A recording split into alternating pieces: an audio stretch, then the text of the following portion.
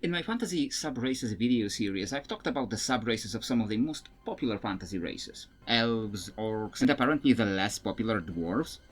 But there's the most popular fantasy race left, and that I have not made a video about yet. And I am making it now, and unless someone was trying to rickroll you and mask this video as something else, you can see the title and thumbnail and know what this is about. It's time to talk about humans. Humans are probably the single most played race in any fantasy TTRPG or video game. Some worlds are composed entirely of humans, like Diablo's Sanctuary, where every single playable character has been human so far, and anything non-human in the world is either a demon, an angel, or a corruption of a human. In other worlds, like Forgotten Realms, there's dozens of different races, but over 50% of people, don't quote me on the exact numbers, still play humans. I very rarely do, unless I have no other option. I mean, I'm a human in real life. In fantasy, I want to be something else, you know? But apparently most people want that familiarity, that relatability of being a normal person in a crazy world. Which makes it all the more surprising there's very rarely any human subraces in fantasy. And I don't mean things like variant human that gives you a free feat, which is literally pure power gaming with zero lore. I mean genuine subtypes of humans that differ from the baseline in appearance and lore. And I think there is a few big reasons why we see them so rarely. And the first one is that all too often writers seem to lack imagination a little bit. When they try to think of a human subrace, they end up making them just real-world human ethnicities or cultures, and not even mixing up elements, but just copying real-world cultures wholesale. 9 times out of 10, people who look Chinese will dress like Chinese people, will have names that sound Chinese because they need to signal to everyone, this is my world China. And I have already talked about this problem at length in my How to Avoid Fantasy Counterpart Cultures video, which I will probably put a link to somewhere in here, somewhere on screen, just look around.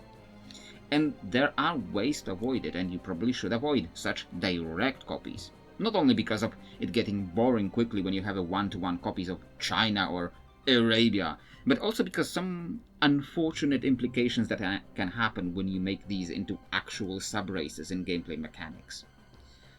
Let's look at one of the biggest settings that does this, that has ethnicities as human subraces, and that is Elder Scrolls. Besides Nords, Imperials and Bretons, who all look white, one being Mediterranean, the other two more Western European looking, the last human race in Tamriel is Redguards. And the Redguards look African or black. Yeah, their culture has more nuance to it, it mixes Middle Eastern and even Japanese influences, but modern viewers, a large portion of which is American, will look at the Redguards and see black. And then they will see that before Skyrim, back when Elder Scrolls games had some RPG complexity, Redguards had lower intelligence. Now, I know, it's because they have a warrior culture and intelligence governs magic in the setting, so they want to encourage these characters to be warriors rather than mages. It's not because the writers were racist. But it does end up looking a little bit weird. And then the Asian counterparts, the Akaviri, were never really seen in the games, and they were allegedly eaten by the serpent people, the Saisi. That's apparently how you pronounce that. Which even Michael Kirkbride later said it was his fault and he felt guilty about it. This does also compound on the weirdness of even using the term subrace with human. As one commenter pointed out when I first mentioned this idea in the polls I do, it ends up very close to subhuman, which is something real-world racists use to describe ethnicities or cultures they disagree with. I know this is the point where it gets to, oh, this is the kind of shit only leftists care about, but there is a sizable enough portion of people who would feel weird about it, so we can't just dismiss it even if we disagree with it. Because, let's get this out of the way, in the real world, race is a social construct. There isn't no meaningful differences between the so-called human races, and trying to apply fantasy-style distinctions to these will cause issues. There are of course other games and settings that try to do this. There were of course D&D books that gave various cultures additional stats you could use to replace some race attributes. For example, the 3rd edition book Races of Faerun gave some additional mechanics to various ethnicities in Faerun. Eberron used to give some mechanics based on your nation of origin, such as Breland or Karnath, before 5th edition flanderized everything. World of Warcraft has introduced a human allied race of cool tyrants who are supposed to be literally just humans, but they received distinct new models and new racial traits. The strangest thing about cool tyrants as a race is it's not even what all cool tyrants look like. There's people on cool tyrants who look like regular humans, and even the thinner models that are not playable. So there is a dissonance between what the game identifies as cool tyran and what they are lore-wise. So it's unclear how much of cool tyran traits are cultural or biological. Overall, however, you see these relatively rarely in fantasy. Feel free to give me examples I missed, as always. Okay, but if ethnicities as human subraces are potentially problematic and boring, how else do we do this then?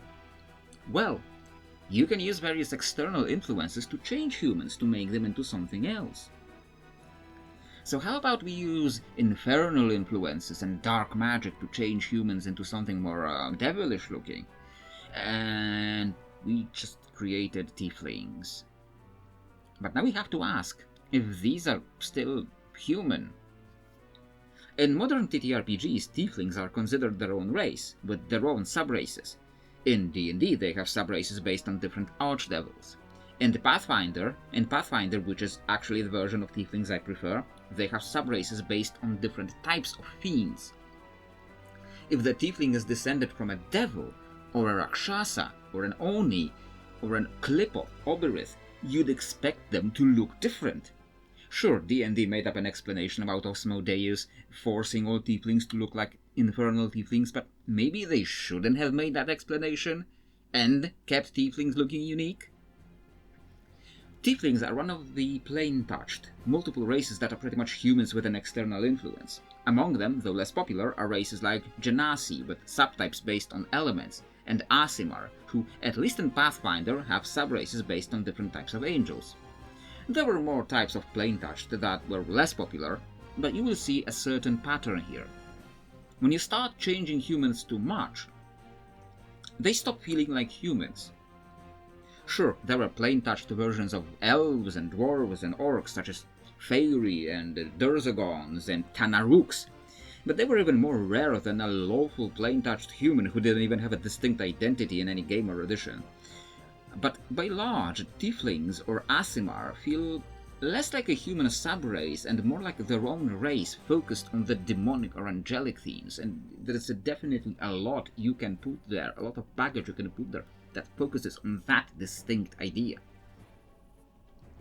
But let's look at different examples of changed humans. For a more obscure example, in the Forgotten Realms, there is a little-known race called the Voodni. They used to be humans until they had to hide from political and magical issues and were forced by possibly the god Sylvanus to accept the blood of the forest as their own. And they turned into plants.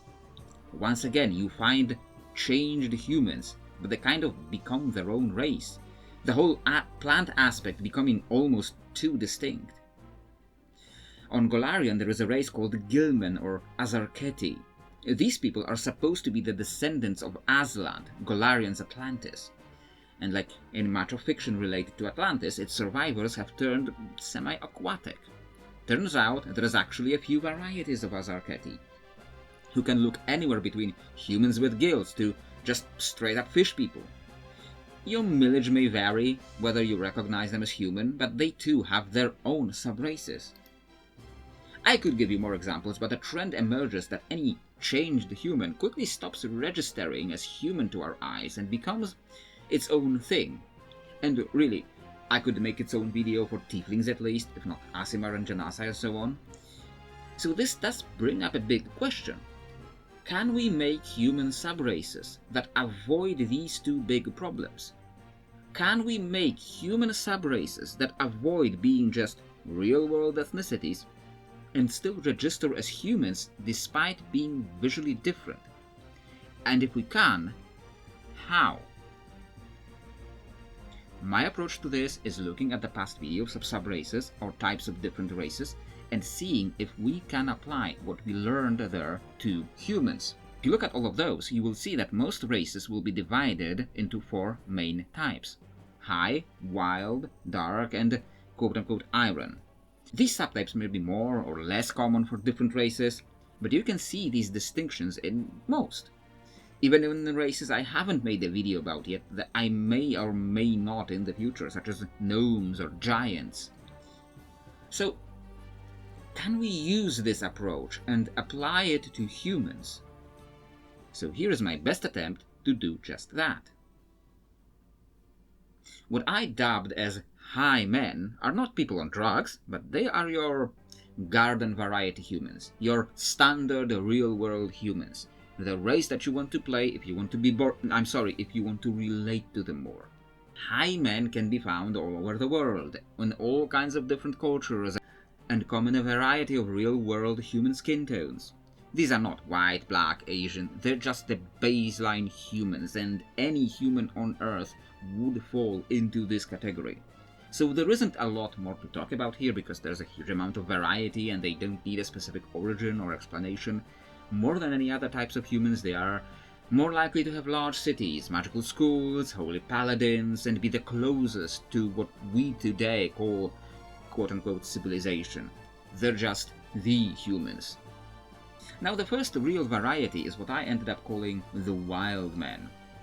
Now in the world of Shoestone, my own world, which I'm using as the basis for developing these, there was a huge cosmic war 1,000 years ago called the Titan War, which was the change of generations among the gods. This war brought massive devastation to the world, devastation from which it's still gathering to some degree. One of the results of this war was that elves suffered from it a lot more than humans, because they have children less often, so it takes them a lot longer to recover, and humans recovered fairly quickly and started taking over former elven lands, which made some elves angry and they left and became blood elves. But this is not about the blood elves, it's just a background to understand where wild men came from. Because even though humans recovered quickly, they were still horrified by the devastation. A lot of the humans that moved into former elven lands started to learn from them culturally and being afraid of the wars that ravaged their former homelands. They retreated from human civilization and started adapting to their environment more. They started taking on aspects of their environment, and over generations they start to camouflage a little bit. As a result, wild men look a lot like their environment. The wild men that live on islands like the Bura will often start turning slightly blue and swim faster. They're not Azarketi, they don't have scales, they don't breathe underwater. They're still human. They just look a little odd and have a distinct heritage and identity. Same as wild men who live in forests and turn greenish without becoming plants, or mountain wild men who turn grey and bulkier, or ones who live in the far north and turn whiter and gain a degree of resistance to cold. They would have also noticed that if they move to a different region and have children there, their children would start to adapt to that environment. Wild men are not a bunch of subraces on environments. They're adaptable and closer to the nature of the place they live in, whatever that may be at the present moment. Though humans by and large supported the new gods, the new Hyran pantheon, as opposed to the old Titans, not all humans did so. A particular nation called the Tartaria supported the Titans and warred against other human nations, even if they found little support from the other soldiers of the Titans, such as the Goblinoids or the Orcs. Tartarians found themselves very isolated, and when the Titan War ended, they were stuck on the wrong side of it. Finding themselves completely abandoned by their kin, their gods, their allies, they were threatened with extinction. However, some of their leaders, hearing that Titans were banished beneath the earth, decided their only recourse was to follow their gods. So the Tartarians descended into the Underdark in search of the Titans. And in the 1,000 years since, apparently they haven't managed that yet. However, spending 1,000 years deep underground, hating the surface folk, hating even their ostensible allies, changed them. Since a lot of their leaders were mages and warlocks, they worked on changing their people on purpose, adapting them to their new environment. This led to changes deeper than in wild men, making them paler in skin and hair, and also having much thinner and brighter hair and these veiny, scarred-looking faces. The picture you should be seeing comes from Planet of the Apes, the old one, where exactly that kind of human subculture evolved, hiding underground from the apes. And that's how these deep men, these people of Tartaria and their new capital of Gotha, see themselves. Everyone else is apes, primitives, traitors, and they are the true heirs of humanity, seeing themselves as this apex of human perfection, where, in truth, they are the most degraded one. Like with Iron Elves from the Elf video that became Blood Elves, the name isn't final, but these Iron Men represent the final of the 4 main racial archetypes, the warlike subrace. And in Shoestone, their origin isn't tied to evil in any way. In fact, during the Titan War, the Iron Gods realized the newborn races were created and bred for war. Meanwhile, the firstborn races that served them, such as humans and elves, were created as servants, laborers. And sure, you can train humans or dwarves to be better warriors, but they had a biological disadvantage against orcish strength or goblin dexterity. So they decided to try and breed a more warlike type of humans. In the end, they created a completely new batch of humans directly from clay, and after animating them anew, they kept them a little hardier and a little closer to the clay, much like the Titans' new creations were closer to stone. These new humans ranged anywhere between a steelish grey and a more reddish shade, and were taller and more robust than the previous breed. Bred and raised for war, these Iron Men developed a culture built around war and conquest, but they were also raised to be honorable and have a level of tribal democracy among them. They ended up instrumental to winning the actual engagements across Planitia, when the war wasn't just gods throwing mountains at each other. After the war, Iron Men no longer had a purpose. They were left to fend for themselves, and with their purpose being fighting, they developed a culture built around it, without veering from the sense of honor and equality they were bestowed. And they developed a level of ritualistic scarification and implanting themselves with piercings and putting pieces of animal bones under their skin, letting me use a picture of a pureblood Sith from Star Wars: The Old Republic as an example. Well, these were my attempt to create human subraces, or human types or lineages that avoid the common pitfalls and problems that cause this concept to be so rare in fiction.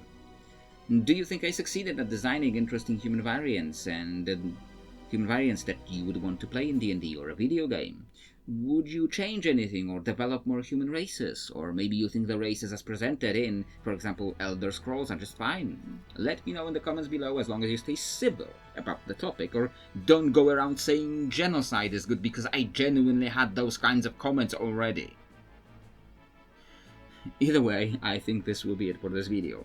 Because examples of meaningful human types in fiction are so rare, this ended up a little different in structure than most of these videos, but I do still think it brings forth an interesting discussion. And perhaps my human types could be used as a greater framework of human variety. Or maybe they defeat the whole point of playing humans, which is to be boring and basic. I will leave that decision to you. And don't forget to like and subscribe and let me know what I did wrong or right in the comments below. I'm sure it will be very civil under this video. And take a look at ways to support the channel, also linked in the video description below.